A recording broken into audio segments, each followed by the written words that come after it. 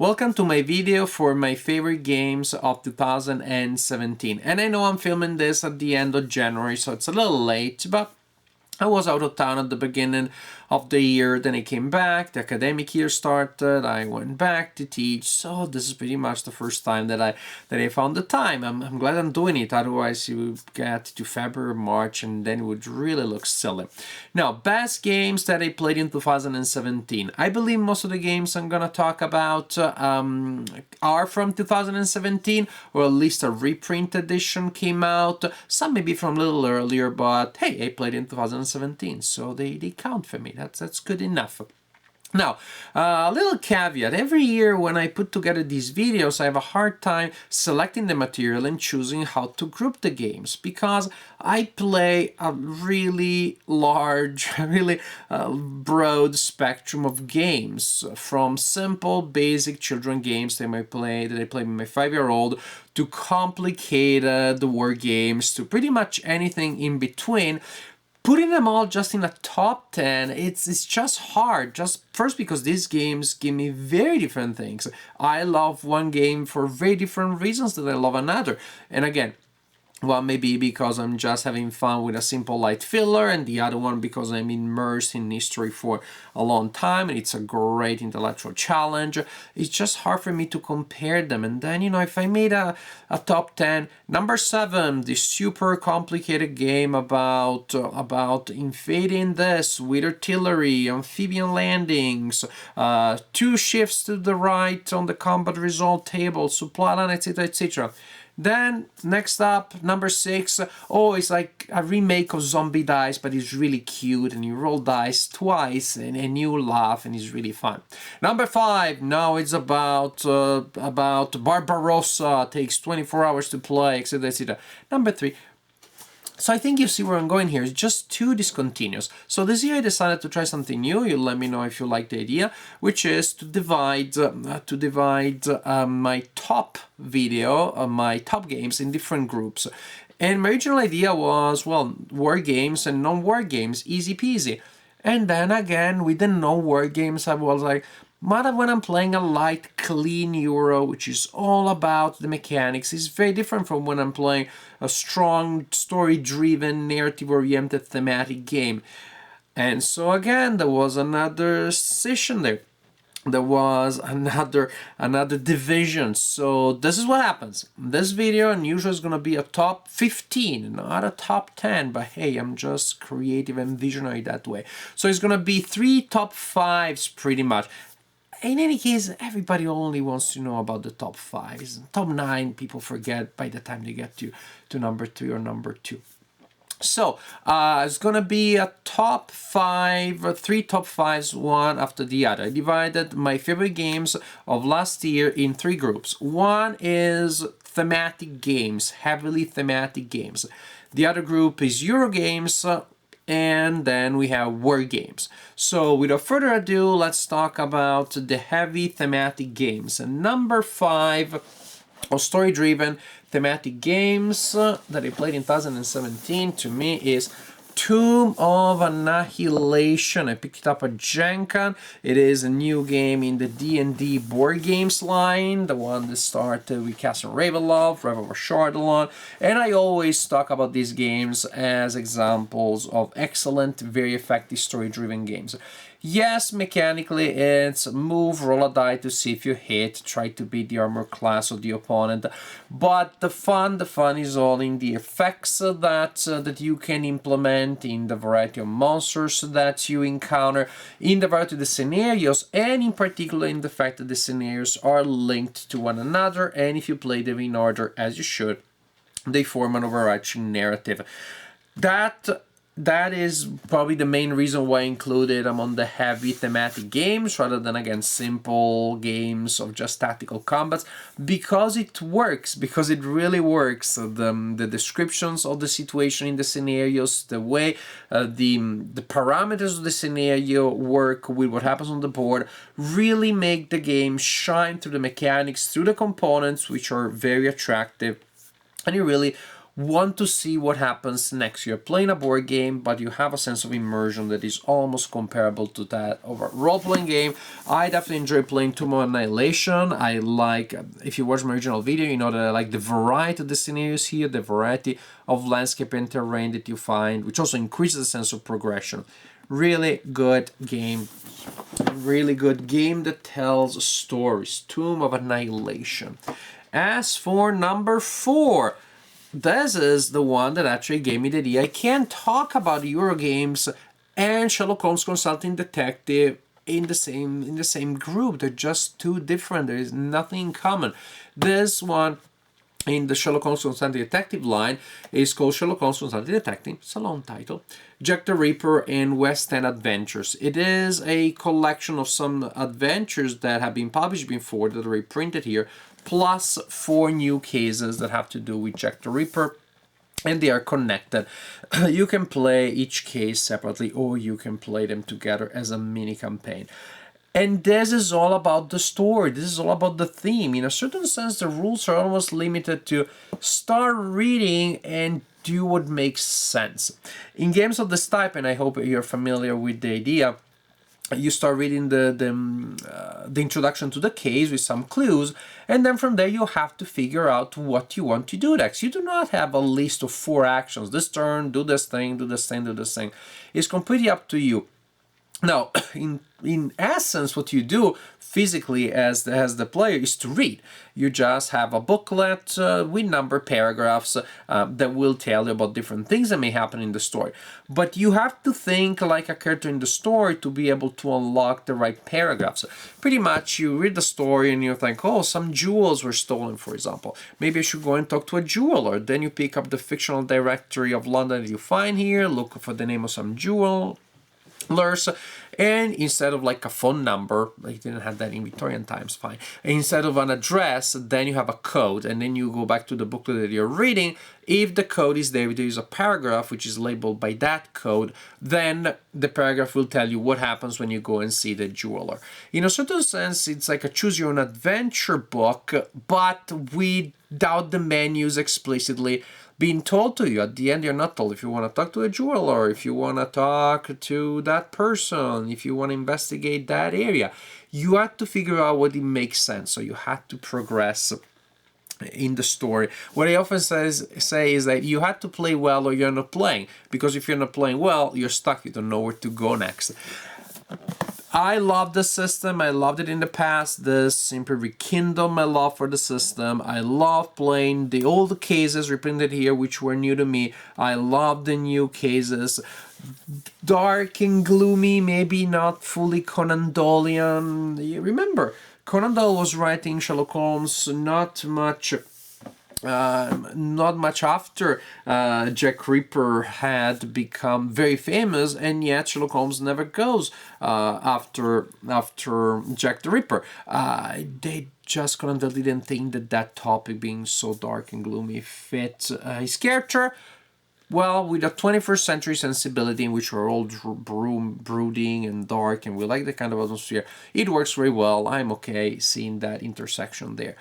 Sherlock Holmes Consulting Detective, Jack the Ripper, and the West End Adventures, number 4 of my mini sequence about best thematic games. And another game that I like very much, position number 3, Seventh Continent. I'm still not 100% sure of the direction you should look. This thing, is it the skull of a unicorn? Is it skull of something? I'm confused, but I don't care. But I like the illustration. It's just very abstract to me. Seventh Continent. I was talking about Choose Your Own Adventure, Sherlock Holmes Consulting Detective, and similarities. This again has similarities with that idea. that you will have a certain situation and you will move on to other situations. But instead of being a paragraph-based game, this is a card-based game. Instead of having lengthy text, you have illustrations that represent pretty much the areas in which you're going. And the illustration of the area will have certain numbers that will indicate the possibility for you to investigate that element of the landscape. And then say there's a little cave with the number 245.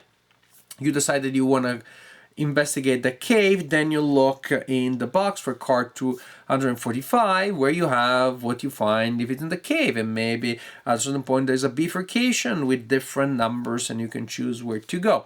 So it almost feels like a point and click adventure, because it is a choose your own adventure type of story. It is linked very clearly. The cards are linked to one another. Each card represents a place that you are visiting, an item that you're investigating, an enemy that you encounter, a puzzle that you are trying to solve. But they're all linked very clearly, but it's all handled visually. So it creates a sort of like surreal atmosphere, precisely like you have in so many point-and-click games. And it leaves to the imagination for you, of course, to imagine your character, the conversations that may happen, to add the background noise, the sounds, since, again, there are no words. There's a strange sense of stillness that permeates the experience as you're exploring the seventh continent, and you are trying to stop several curses and perform different types of missions. It really draws you in. The visual element really works in creating a strong connection between the players and the fictional world of the story. Definitely a narrative emerges, and a narrative that is really fun to get lost into. Seventh Continent, number 3 of my top 5 of heavily thematic games. The number 2 would have been number 1 probably any other year. Number 2 is Legacy of Dragonholt, but when you see number 1, you'll see that, well, poor Legacy of Dragonholt really had somebody pretty tough to go against. Legacy of Dragonholt, again, paragraph-based, similar to Sherlock Holmes, less demanding, because this time the menus of options at the end of each section are spelled out, and it is at the beginning I thought it was going to be very traditional. It's a fantasy adventure, which, by the way, is the most represented game, is the most represented genre in interactive fiction, in game books, not so much into an adventure books, but, you know, fighting fantasy, Lone Wolf, Way of the Tiger. And so I thought, okay, a fantasy story told in branching form. I kind of know this. But the game, actually, the execution really surprised me. If the presentation was something I'd seen, by the way, not very often in a box set, not very often presented as a board game, or as a sort of like game masterless role-playing game, but the execution of the story, although it had several elements that look familiar, was absolutely fun, was absolutely of the highest quality. The characters were compelling. As I said in my main video, I'm absolutely in love with the fact that this finally is a diverse world that represents diversity in terms of sexual identity and sexual orientations. Is not like the old Dungeons and Dragons where everybody was a boy and there was a sort of like of fraternity atmosphere. Fraternity means dude, bro, that kind of stuff, where just is a boys club, and of course women that are usually not even there are talked about in not necessarily flattering terms, not in terms that they would find flattering. Finally, an inclusive story that represents women, that represents transgender individuals as positive, strong, interesting characters, and that, of course, is more welcoming to other kinds of plays. But even for a straight guy like me, it is just a fascinating experience to finally see this refreshing world, a kind of world that may look like the Middle Ages, but is more tolerant than the world we live in. the quality of the adventure, the originality, and I would say even the courage of the representation of the cast of characters makes this game a really remarkable experience. And again, even if you're not interested or not particularly, I don't know, for you is not a plus or other reason of interest, the representation of gender and sexual identity, just, by the way, exactly, just the adventure, the story per se, even if you're not studying gender studies, is great, because you really have the sense of an open-ended world with side missions, with a lot of encounters, places to discover, things to interact with, a lot of variety. You really have a sense of immersion, you really have the sense that you've stepped into a world. The fact that it is a diverse and welcoming world to me is a plus, but even if it is not for you, this is still an absolutely great adventure. Which would have been number 1 of my top 5 heavily thematic games any other year. But this year we had... I'm trying to lift it up, so you probably already know what it is. Gloomhaven.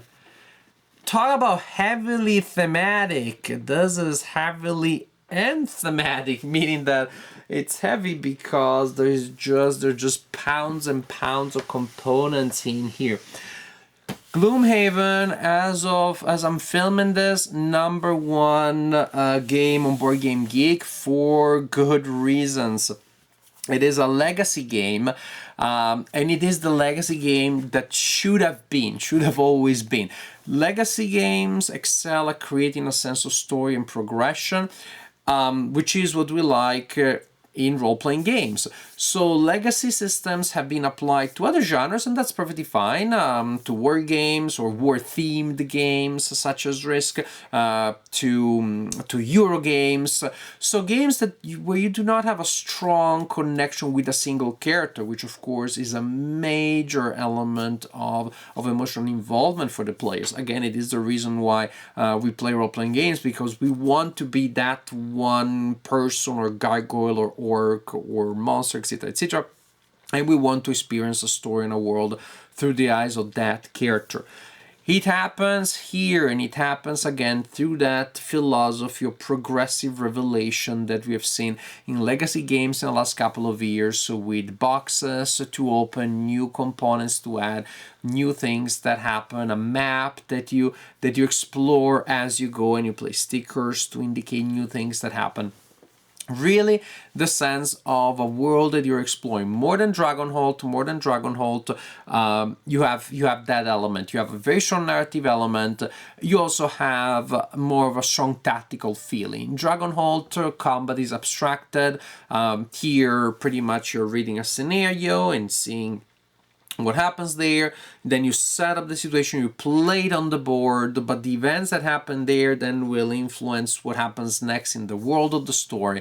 So you have this perfectly fluid interaction between text and board-based actions that really makes the experience seamless and immersive and engaging. And again, we are fortunate this last year we have had games that are achieving what thematic games have been trying to do for a long time, to bring you there, wherever there is, usually a fantasy world or another sort of parallel place.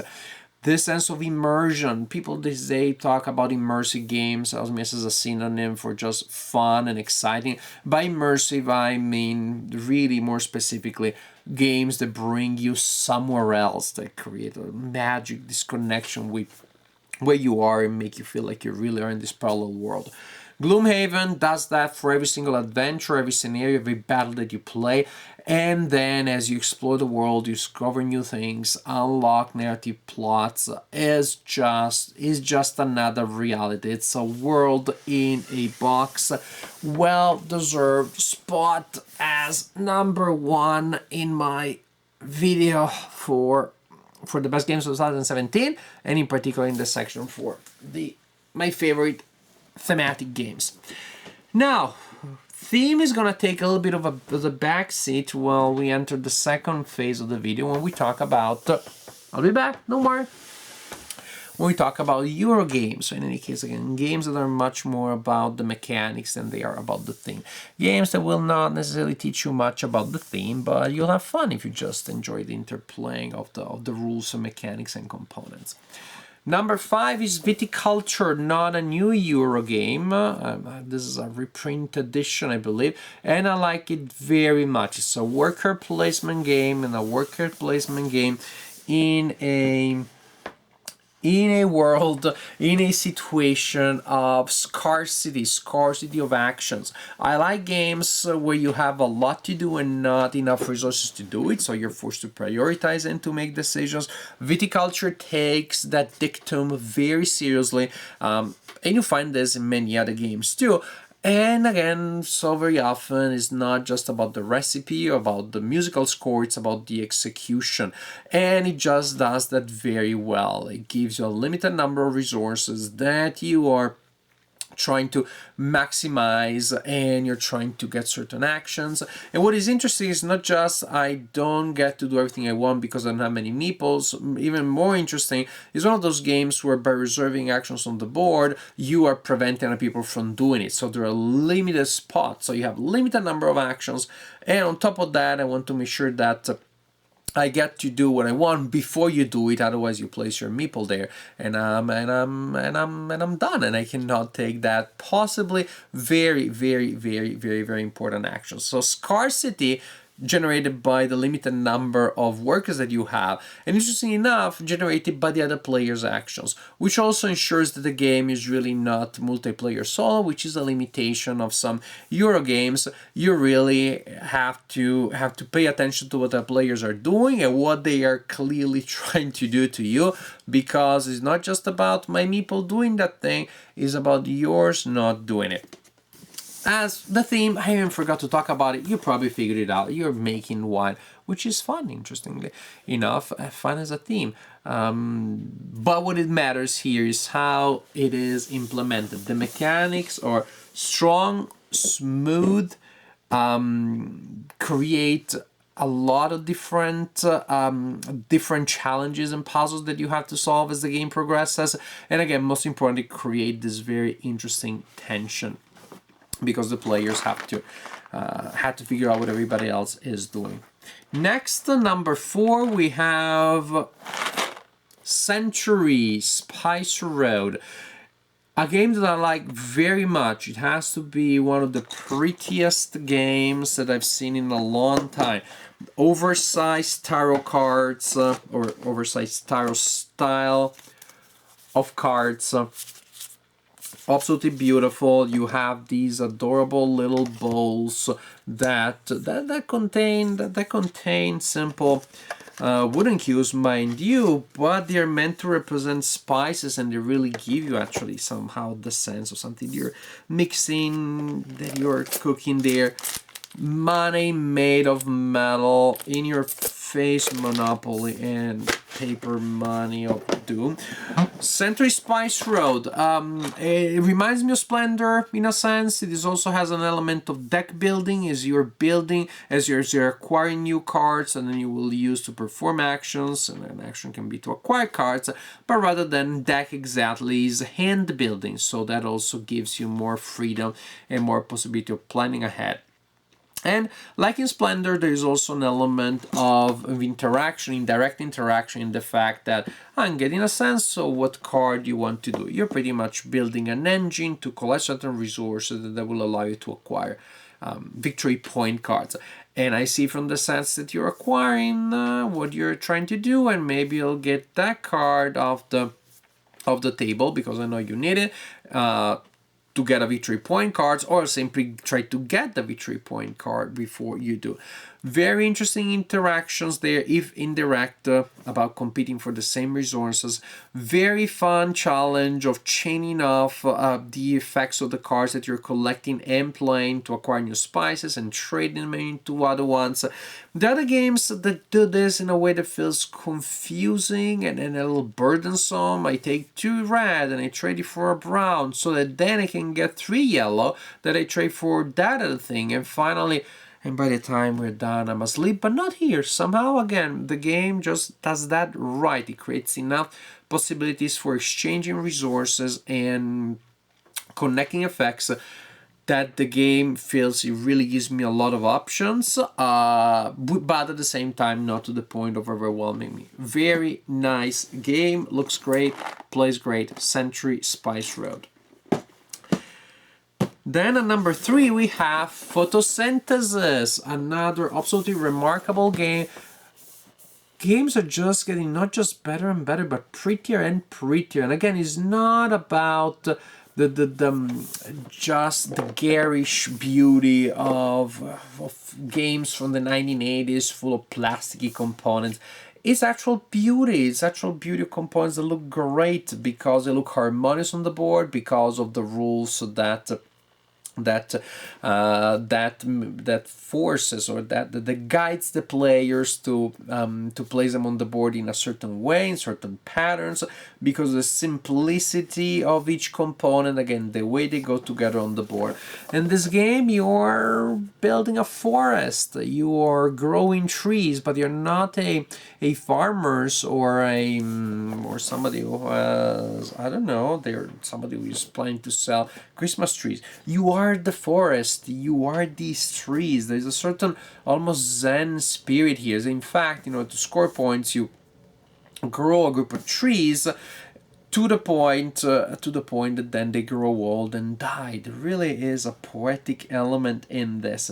And the game is simplicity itself in terms of rules, but like in every good Euro games, then the mechanics, gameplay is more than the sum of the parts, gameplay is more than the sum of the mechanics. And here again is very simple. You're trading resources to plant smaller trees and then later to make larger trees available and to replace the small ones with larger ones to simulate the progressive growth. And you have to do a little bit of gamey stuff as you're manipulating the trees that are available to place on the board, the trees that are still in your pool and not available to be placed on the board as you are cycling resources. The little bit of the gaming aspect there. But I would almost say it's almost two different elements. One is, again, this resource management. You're creating an engine of resources, you're spending, investing, etc., etc. But then when you're placing the trees on the board, it is about spatial logics. It is about an understanding of the general area as the sun will move around the board as the game goes on, and your trees will get to collect points if they're receiving light. So when you're placing trees, you're trying to place them in front of other players' trees or in a place where they will be in front when the sun moves. And possibly, of course, you're trying to get as much light as possible. So you're trying to place them in front of other players' trees and possibly without the players' trees in front. But how do you prevent that? And that is the point, since everybody's trying to get like right in front of everybody else. And then on top of that, the size of the trees changes, and so a taller tree will be able to cover trees that would not have been able to cover with its shadow before. Very interesting, because you have to take into account where the sun will be, how fast the trees will grow, and what other players are trying to do, and how they are budgeting the pace of growth. So many things to take into account in a game whose rules are so simple, so linear, so basic. Photosynthesis is absolute joy to play. It's a little bit of a brain burner. At the end of playing this game, sometimes I do feel exhausted, like at the end of playing a much more complicated game. But it's great because I know that exhaustion all comes from actually thinking about the strategy, not from trying to recollect a bazillion rules buried in an over verbose manual. Photosynthesis, absolutely excellent, and number 3 of my top 5 Euro games of 2017. Number 2, Sagrada. Again, the beauty, gosh, the beauty. This is a game where you have these boards representing windows of the Sagrada Familia, and you have translucent dice that are drawn from a bag, rolled on the table, and then players will collect them and will place them in the little board, little display, trying to create certain configurations, and so they have to take into account the color of the dice that are rolled and the numbers that are on them. You cannot place the same color next to each other, not to red, not to purple. You cannot place the same number next to each other. You can have 2 1s or 2 6s. It's almost like Sudoku a little bit, but better, because first it looks greater, it looks better than Sudoku, and of course it's a board game with an interaction with other players, again with strategy, again with me trying to see what you want and see if my goals I can possibly prevent you from or slowing you down before you reach your goals. Very interesting puzzle. Of all the games here, this is the one that maybe looks the most like a puzzle, and yet I don't say that in the sense that the game feels cold and cerebral, which is sometimes some of the implications that we put there when we say that the game is a little bit of a puzzle. It is a puzzle in the best sense, that is, it gets my brain to work and to think, and it just draws me in, not in a parallel world, but in a system of its own connections and moving parts, and it's just absolutely a joy to play and a joy almost just like to look at. It is a game that I can play with anybody and everybody because the rules are so simple. As long as you know what it means not to put 2 dice with the same number next to each other, you pretty much know almost how to play the game. It's not much more complex than that. There aren't any more rules. I played it with my 7-year-old daughter. I played it with adult friends. Everybody has enjoyed it. I played it with hardcore gamers, with casual gamers, and there's just something for everybody. So simple, so intuitive, and yet absolutely delightful. Sagrada, number 2 of my top 5 Euro games of 2017. The number 1 is one that I reviewed recently. The memories are still very fresh, and so is the joy, the burning joy of playing this game. And my favorite Euro game, or mechanical-based game of 2017, is Dragon Castle. Dragon Castle, what a blast. A game based on Mahjong. Again, talk about components. Hello, there's basically a full set of beautiful Mahjong tiles in here, plus players boards and cards with beautiful thematic cards. And yes, the game is not very thematic, but the art is, so that's nice. The theme theoretically is you're taking materials from a central area, so a mountain, a mine, whatever, and then you're using them to build buildings in your own personal play area. But those materials are Mahjong tiles, so you place them in different configurations, in one of possible configurations at the beginning of the game. And then during your turn, you can take some and some of them and place them in your board. Usually, you will in most cases take 2 tiles, 2 matching tiles, and need to have at least one long edge free. And so you are oftentimes try to take out tiles that maybe are not super useful to you right now, but you're trying to free the edge of the one that you really want, and by then somebody else takes it. So there is that element. Of all of the games that I mentioned, they all have this element of sometimes more direct, sometimes less direct interaction. This is the one that has that the most, because it really is about, well, if I'm leaving a certain match there, and it's a good one, and I made it available because I want it, I may not get it. It's likely that I will not get it if I didn't pay attention to what everybody else is doing. And sometimes the game gets to the point where it's clear that the person that will remove that block will free that other block that everybody wants. So we're just keep tapping around we're tap dancing and tiptoeing around the piece that no one wants to take, but somehow that element, that slowing down, which in other games may feel a little silly, it works here. It wasn't a negative thing. Actually, it created some excitement. This is a game with just so much replay value, because each game you will have a different card that will give different general effects available for that game, different victory conditions, again randomly determined by playing a card from a deck, and with different special rules and with different victory conditions, you're almost playing different games. It's almost like there is really a dozen or dozens of games in here, and they all rely on the same very simple core set of rules. They all rely on the same astoundingly beautiful components.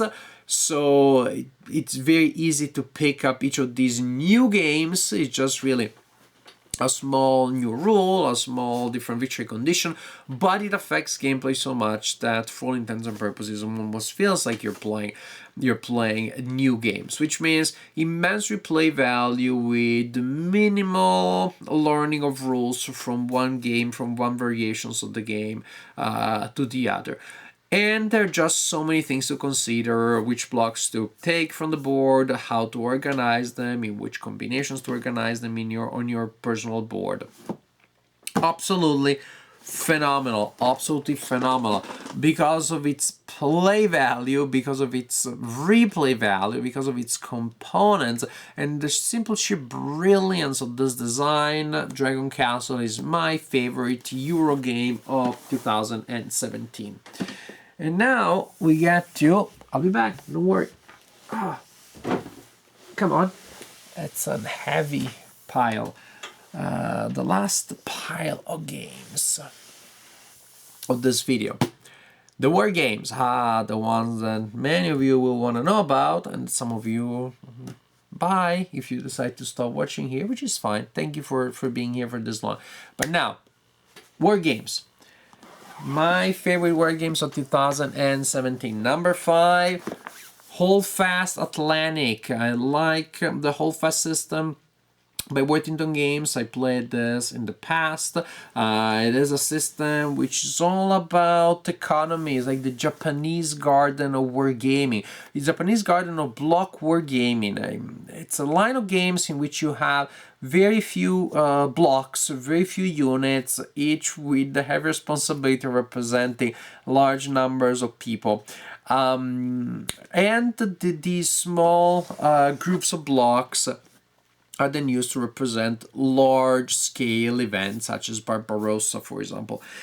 And they work because there's a lot of work that has been done by the designer in hardwiring a lot of theme into the elements and the procedures of the game. So for 10 things to happen, you do not have to learn 10 rules, in some games 20 for those 10 to happen, because of the sub-rules and the exceptions. It's pretty much the values have been given to the blocks, the way the blocks move, the way things happen will simply make the theme happen. So you're concentrating on the strategy, you're just trying to win, you're just trying to use your resources well, and as you do, a lot of theme emerges from here. The theme here is World War II in the Atlantic, so it's about controlling areas of sea, and you're wondering why, what the heck? It's just a big block, a big cube of water. But of course, that means having access to certain areas, blocking shipments, etc., etc., etc. It is a game that works very well as a block game. I like that very much. Because it's Atlantic. It is about small groups of ships at sea in the middle of nowhere, and so sometimes you make contact, sometimes you don't, and when you do, well, you don't know exactly what to expect. So it's all about bluffing. It's all about deploying your units in a smart way. It's all about, since a block game, the opponent will see the back of your blocks, so the opponent knows how many blocks you have in a certain area, but not exactly what the value is. And so it's all about tricking the opponent into believing that that large number of blocks is a very mighty armada. Well, maybe those are all reduced and almost like ready to sink. Yeah, it's a large number of the weakest game pieces that you have. On the contrary, send out a small scared group that looks so worried and just hoping to not to be noticed, in which you have actually some really tough enemy, some tough units, and when your enemies attack them, they take the bait, they'll regret that. It's a game that again represents the battle for the Atlantic at the strategic level, so the abstractions are gonna be there, but I like the fact that it combines deployment, it combines bluffing, it combines fighting with the logistic aspects, with of course the economic aspect. There is a certain schedule of reinforcements, schedule of resources that you'll get, and that of course also gives a lot of flavor, because players will receive more or less resources depending on what's happening elsewhere in other theaters of the war. Fun, tense, two-player games with a lot of bluffing, with interesting historical situation, and with very tense gameplay. Absolutely fun game, number 5 of my top 5 war games of 2017. Then again, not sure it came out in 2017. I know I played in 2017, and it was Bloody Monday by Vento Nuovo. Vento Nuovo, a relatively new publisher, an Italian publisher, and one that quickly became one of my favorite publishers of war games. Their quality, wow, they just don't disappoint. And again, block war games. I think this may not even be the last block war game that we have here. This really confirms that I guess block war games are awesome, or I really like block war games, whichever of the two. You choose which one seems to make the most sense. Block war games, because they look great. There is the element again of secret deployment, of bluffing, of being able to keep track of a lot of information simply by rotating the cubes instead of having to place extra chits. This is a reduce counter, plus we reduce unit, plus we put another counter to indicate that thing happens, etc. The blocks, you orientate them, you flip them face up, face down, they record a lot of information. Bloody Monday, it's about Borodino, so we are in Napoleonic times. Beautiful map, beautiful components, and beautiful gameplay, which is what we really want to see here. It's a two-player game in which you have Napoleon that is pushing against the Russians and trying to cut a wedge through the Russian front, trying to break the Russian defenses. Napoleon has the strength, has the weapons, has the morale, has the man, but also has a lot of distance to cover. Also has some really nasty fortifications to go against, which will reduce the concentration of forces. Napoleon is forced to split forces in smaller groups. The game system is one that is really fun because it encourages people to try to push their luck and to try to go for the big push, which may work, and in other cases you'll find yourself just almost where you need to be, but your resources are exhausted. You need to take a logistical break, and the opponent manages to re-equip and to punch back and counterattack before you're able to restart the attack.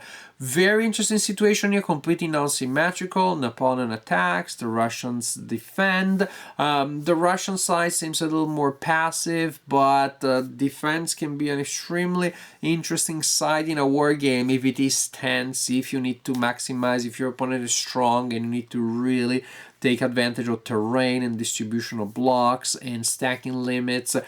If you're waiting for the opponent to make a mistake, and so maybe you can attempt a counterattack, being the defender can be absolutely fun. There's a game that I believe has a lot of interesting challenges for both players, a lot of theme, a lot of story, a lot of chrome.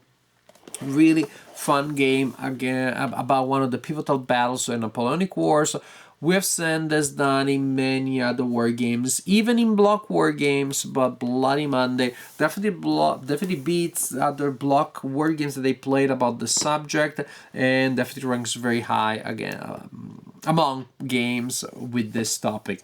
And in general ranks very high among the games that I played in 2017 because it's the number 4 of my top 5 war games.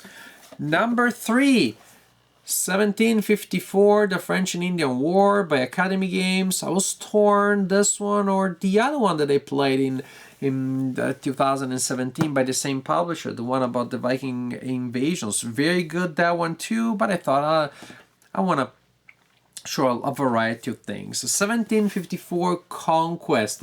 Very good game in a system that I like very much, and they covered in many videos. I don't know that I need to say anything more. Simplicity, beauty, a very linear, fluid gameplay, but again, and this kind of like, I'm saying this a lot, but this is something that you find in really great games.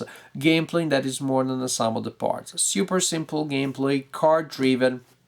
So you have the element of randomness, which works very well for a Clausewitzian such as myself. It also works well at the time here where the war is happening very far from the homeland, where you are asking for reinforcement from the other side of the ocean, and when they get to this side of the ocean, they still have maybe to go a long way before you get them in that fort in the middle of the wilderness. So the randomness of the cards works very well with this theme. Creates tension, creates unpredictability. The system is simple, effective, has a lot of theme. I talked about Holdfast Atlantic as a game that hardwires history within the mechanics. The Birth of America system that this is based on does that even more, even at a deeper level. In the dice are custom dice, and the symbols that you have and the distribution of symbols will make certain things happen, will make certain troops behave in a certain way. Hit harder and never retreat, or inflict a quick hit and then run away. Different behaviors, strategy, morale, techniques, culture, all hardwired in a die that you don't have to worry about. You roll it and the story and the theme happens. On top of that, history being hardwired in there, gameplay is really strong with plenty of challenges, plenty of tense moments. And again, I don't even want to say too much because I'm going to repeat myself. I like all games in this system, and this is one that I like very much, and definitely counts as one of my favorite games of last year. Number two, believe it or not, it's a block war game. On top of that, however, number one will not be. So here's the plot twist. The block war game we're going to talk about now is the second of my favorite war games of the year is Fields of Despair. A game about World War I, about the Western Front in World War I, seen at the strategic level. A big map with big hexes, which you really need to if you're gonna have a lot of blocks in a single hex. Beautiful, gorgeous map. Again, the aesthetic appeal of the blocks. A game about World War I. I don't play many games about World War I, and it's funny. Usually, most of the war games that they play about World War II, but this year the only one that we got in the top 5 is Holdfast Atlantic. Not even a land battle, but hey, that's the way this year went. World War I, block war games I like in general. That mechanic really works well here because it perfectly represents the limited knowledge that you have of who the heck is in that trench there, which is not that far. Why don't we just run over the hill and run there and see what we find? And what we find we're not gonna like, because either we find the resistance, which is absolutely devastating, and so our attack is gonna be suicidal, or no one is there, which may also be a problem if we masked this massive attack and now we all concentrated to launch an attack against an enemy trench which was virtually undefended. And now, oops, that means that the opponent is going to attack us from somewhere else and maybe gain an advantage somewhere else. And so here you have the role of reconnaissance, which is brought to the fore by air reconnaissance, different ways that you have to figure out what's really there before you attack. So again, as in games that use blocks and war games that use blocks, and they really use the block war game mechanic to its full potential, it is a game where deception, follow war, bluffing, limited information really matter.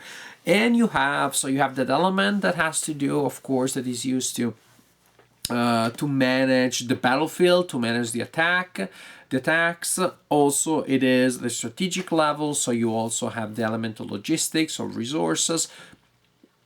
And so you have that interesting element of resource management there, as you're trying to figure out what units to bring back to their pristine state, what units to bring back to the battlefield, etc., etc.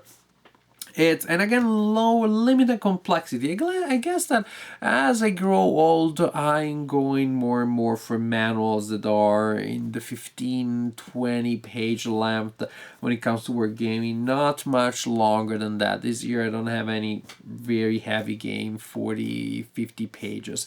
I don't know, maybe it's a sign of the times, meaning of my time, that I'm growing old. Maybe a sign of the times in the sense that just maybe there are games that give us almost as much war game joy as some of the monsters of the past at a small fraction of the rule complexity and headache. And so, well, that's all right. That's great. I think it's all for the best. Fields of Despair is a relatively simple, low complexity game about World War One. It is a block war game, full of tension, full of crazy moments when you launch the wrong attack, which will be most of the time. It's a game that really uses the block mechanics well, and one that I was really happy to play and made it to number 2 of my top 5 war games of 2017. And now we get to the top. What could be better than the other games before? Well, there's one, maybe I'm cheating a little bit. What is better than a game? 3 games. And so the 3-pack, the tri-pack, Guilford, Saratoga, Brandywine, published by GMT. It is a reprint of 3 games that were originally published under these titles independently, separately, and now they are part of this beautiful, gorgeous box, which comes with mounted maps, nice clean counters, and most importantly, nice and clean gameplay. I play games in the system before, and not only here I say that this one is a great package because you get 3, but not just that, individually these are really good battles. I like the system in general because, again, it is simple, but it gives me what I want to see in a game about the American Revolution. Morale, command, terrain, formations, and formation integrity. There's a very simple way of resolving combat in which you even take into account different manners of attack, different formation with which you're actually showing up on the battlefield, different maneuvers that you can attempt. So you really have the operational level, which is nice. Then when you get to resolve a single encounter, as players are deciding which leader is going to be involved and how to use certain pieces, and to use the rifles or not the rifles, and they're going to play a certain card to really and you really get to see the man ideally moving in one way and making a formation rather than another. From the operational to the tactical, back to the operational, back to the tactical. The levels are connected very fluidly, very organically, and that makes for an engaging experience. 3 battles, usually with a very strong attacker-defender dynamic, but as we saw with Bloody Monday, that dichotomy doesn't have to be a bad thing. Even if you're the defender, even if your role is static, there are still decisions that you can make. And here, actually being the defender, is not always static. Maybe you have an area that you have to defend at all costs, but there's also another area that would be profitable if you could take control of. So it's about detaching some units, not enough, not too few, to go and to try to take that area, while the attacker also will choose to massively charge in one direction or to split forces. In other cases, the defender, again, is going to be surrounded by enemies going in different locations. So again, it's about making sure that you don't compromise your main central defense as you're trying to react to what the opponent is doing. If sometimes being the defender in a situation, you're just sitting there and filling in the gaps in your front line that the opponent has created, sometimes it is like that, and it could still be interesting. Here it is much more than that. The defender is very reactive and also proactive. The defender sometimes is there just holding a position, sometimes running after the attackers that are going towards some valuable victory objectives, and so you're gonna be all over the place, but in a good sense, in a good way. So these are battles that are fun to play. They're very accessible in terms of complexity, very fun in terms of gameplay, and definitely a lot of different narratives, a lot of different dynamics. This is not the same battle 3 times. It is not the same game 3 times. Although you are gonna see a family resemblance that connects these 3 battles, is not, the battles don't feel redundant. They all have a strong individuality, a strong personality, and they're just so much fun to play. Guilford, Saratoga, Brandywine, the tri-pack Battles of the American Revolution by GMT, a reprint, yes. So maybe it cheated, not 2017. 3 games instead of 1, so yes, maybe it cheated. But so what? This is my top 15, which is also unusual, and so that's the way I get to do that. Thank you for watching this video, which is probably going on for quite a while now. Thank you for sticking with me. Let me know what you think of this new format. So maybe I'll do it again in this way in 2019, or if you suggest other formats that allows me to talk about viticulture and Fields of Despair in the same video without really comparing them, because that seems silly to me. If you have other ideas about how to solve the conundrum of the variety of games that they play, please let me know.